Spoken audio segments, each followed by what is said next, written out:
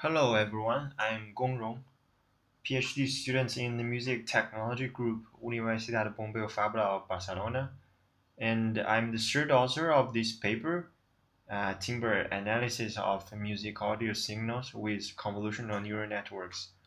And the first author, my colleague Jordi Bong, is currently doing an internship, so he's not able to come to present.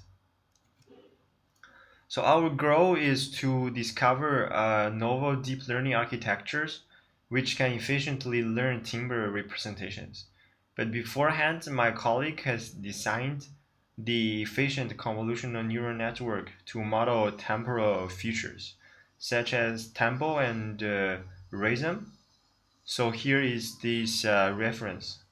And in this work, we focus on learning timbre representations. And we will follow this presentation structure, and we will introduce the motivation and explain why to use convolutional neural networks to learn timbre representations. Then I will introduce the state-of-the-art convolutional neural network design strategy for timbre representation learning. After that, I will explain the proposed design strategy. And finally, we will present 3 experiments and their results to prove that our strategy is able to learn timbre representations efficiently. So in the old way, the traditional approach, we use bag of features to describe the musical timbre. They are the statistics of the frame-based feature, such as spectral centroid, flatness, MFCC. And its drawback is it ignores the temporal evolution of timbre. And on the other hand, we have some temporal modeling method for these frame-based features. For example, hidden Markov model or the time frequency patterns learned by the non-negative metric deconvolution, namely NMD basis. And the drawback of this method is that the feature and the temporal model are not jointly learned. We consider to use deep learning, especially the CNNs, to represent timbre because firstly, it doesn't require much feature engineering, and we can use perceptual-based log magnitude spectrogram as the input to the network. Secondly, it is able to learn spectral and the temporal descriptors in case we use more than one frame patch as the input.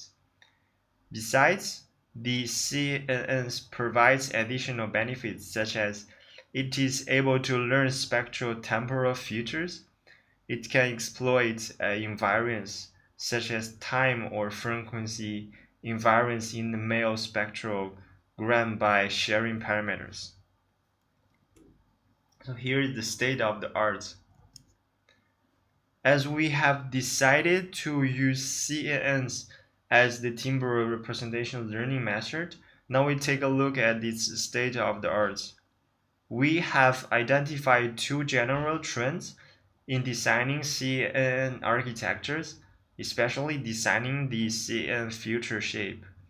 In the first trend, we use small rectangular features such as 3x3 or 5x5 features. And the drawback of this strategy is that it is not able to learn the spectral temporal patterns with a large frequency spread in the first layer. Another strategy is to use high filters with a large frequency spread. Although these high filters could successfully learn most timbre patterns, they are prone to overfit or noise fits. Here is a noise fit example for using high filters. In below are 2 learned filters of the size 12 times 8. We can see the left one is a onset pattern. However, it contains many redundancy in frequency axis, and a small 1x3 filter as the small red box shown would be enough in this case.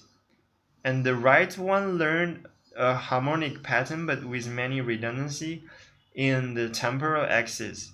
Besides, this filter is too short and only captures 3 harmonics. And we will present the architecture of the design strategy. After presenting the drawbacks of the previous architecture, let's introduce the proposed one.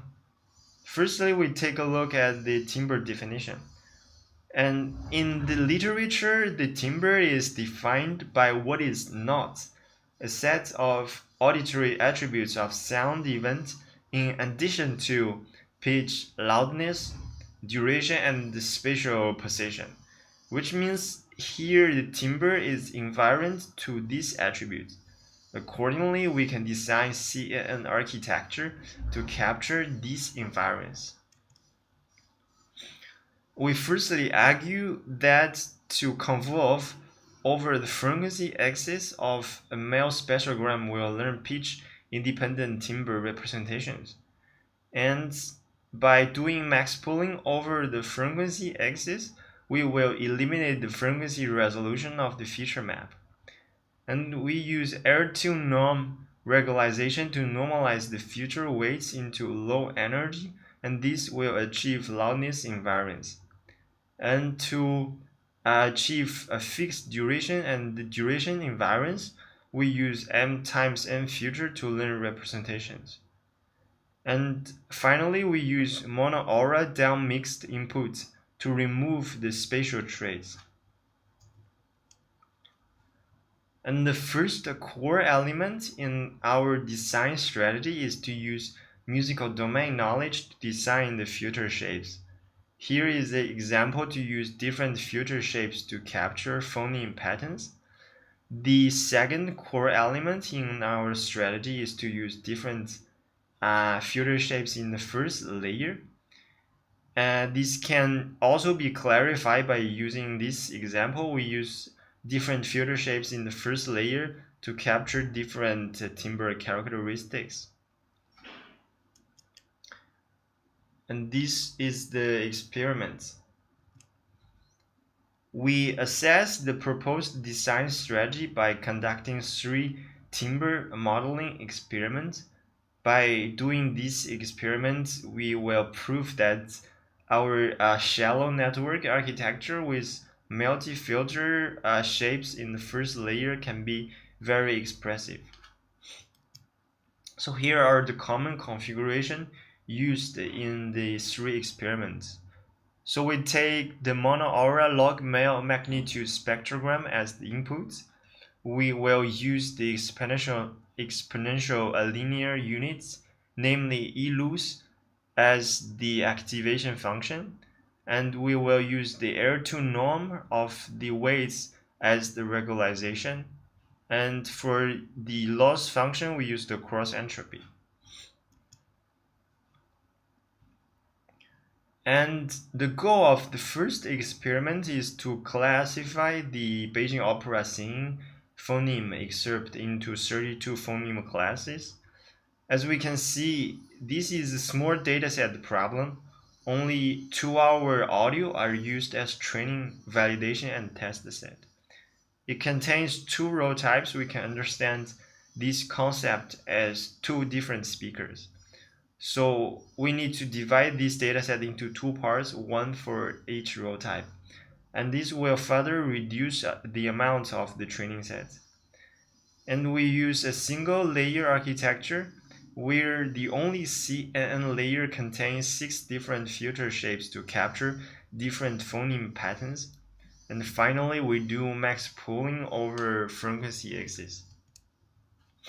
As comparison, we take a small rectangular feature architecture, which is a 5 layers VGG net, and a GMM with 40 components and a multi-layer perceptron with 2 layers. And we can see from the table, the proposed multi-filter architecture achieved the best performance for both row types. And the parameter number matters. The benefits of using less parameters is that we are less prone to overfitting given the same amount of training set.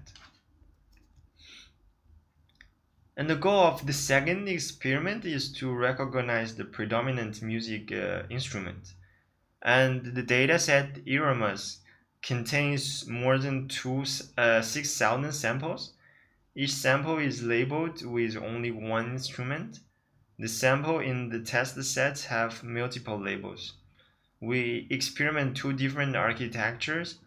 The first one has one single CNN layer with 6 different filter shapes, and the second one we call it multi-layer, which contains the same multi-filter layer plus two small rectangular filter layer and one dense layer. And to compare, we take two baseline. The first baseline use bag-off features plus SVM classify, and the second one is the state-of-the-art 9-layer small rectangular VGG net.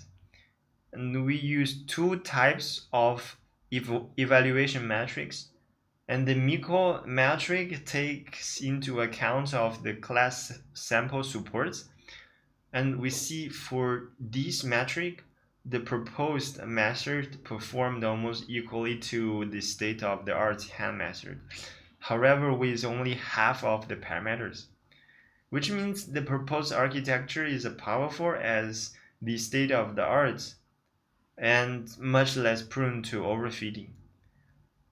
And if we look at the Makor metric, which doesn't take into account the class support, the proposed architecture performs the best. And the goal of the last experiment is to predict the top 50 tag for the Magna Tag 18 dataset. Each sample in this dataset has multiple tags, which results in a multiple labels auto-tagging problem, and we use one CN layer with 12 different filter shapes plus one dense layer. And we run two experiments with different parameter numbers. On the left of the table, we fix the parameter number of the 3 architecture to 75,000, and we can see the proposed architecture performs the best. Then we increase the filter number in the proposed architecture and compare it with the original Troy architecture, which is a 5 CNN layer and 3x3 filters. And when we use 2 times of the filter number, the performance is almost equal to Troy, however with much less parameters. While keeping increasing the filter number, the performance goes worse. And finally, we draw the conclusion. The proposed architecture uses different filter shape in the first layer, and these filter shapes are designed by domain knowledge. And we also conduct 3 experiments, and one of them achieved the state-of-the-art result for a small dataset, and another 2 achieved equivalent state-of-the-art result for the larger dataset, however with less parameters.